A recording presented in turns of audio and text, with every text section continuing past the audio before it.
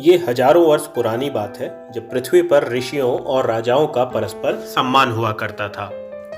उसी समय हिमालय की गोद में एक सुंदर आश्रम था जो ऋषि वशिष्ठ का निवास स्थान था। आश्रम के चारों ओर हरियाली, पक्षियों की चहचहाहट और एक छोटी नदी का मधुर संगीत फैला रहता था। इसी आश्रम में एक दिव्य गाय नंदिनी ऋषि वशिष्ठ के पास थी। नंदिनी साधारण गाय नहीं थी, वह हर इच्छित वस्तु को प्रदान करने की शक्ति रखती थी। एक दिन की बात है, एक शक्तिशाली राजा विश्वामित्र अपने विशाल सैन्य दल के साथ जंगल में आया। वो एक विजयी राजा था और अपनी शक्ति का प्रदर्शन करने के लिए प्रसिद्ध था।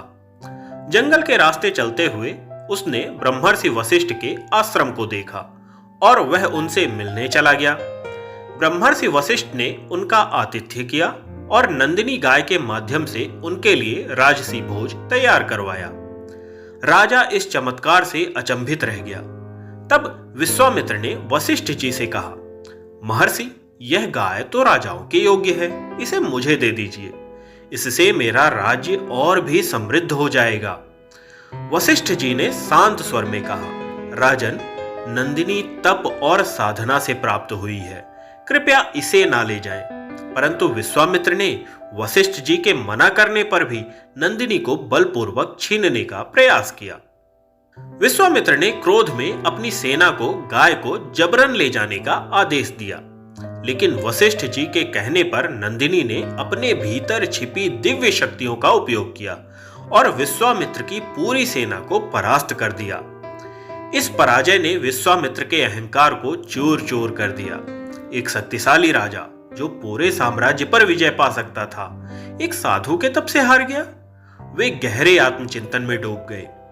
विश्वामित्र ने मन में विचार किया, राजा होने का क्या लाभ जब एक साधु का तप मुझसे बड़ा है।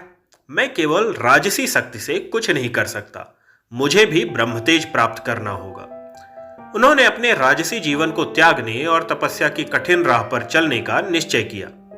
विश्वामित्र ने अपनी राजसी पोशाक उतारकर साधारण वस्त्र धारण किए। वे एक घने जंगल में चले गए और तपस्या आरंभ की। उनके चारों ओर केवल पेड़, पक्षी और प्रकृति थी।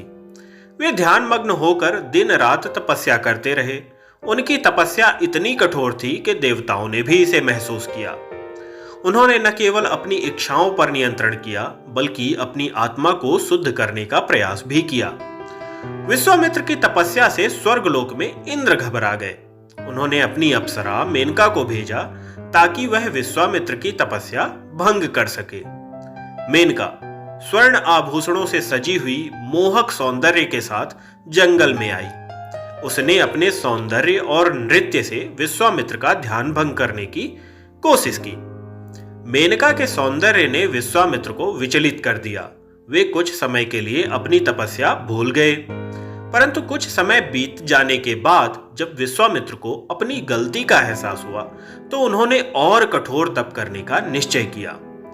विश्वामित्र ने फिर कई वर्षों तक कठिन तपस्या की। इस दौरान देवताओं ने कई प्रकार से फिर उनकी परीक्षा ली, लेकिन वे अपने मार्ग से विचलित ना हुए। तब उनकी तपस्या से प्रसन्न होकर ब्रह्मा स्वयं प्रकट हुए और विश्वामित्र को वशिष्ठ जी के समान ब्रह्मर्षि का पद प्रदान किया।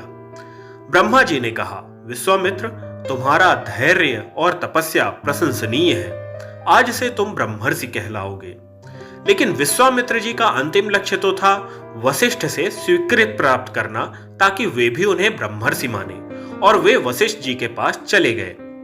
तब वशिष्ठ जी ने मुस्कुराते हुए कहा, अब तुम सच्चे अर्थों में ब्रह्मर्षि बन गए हो।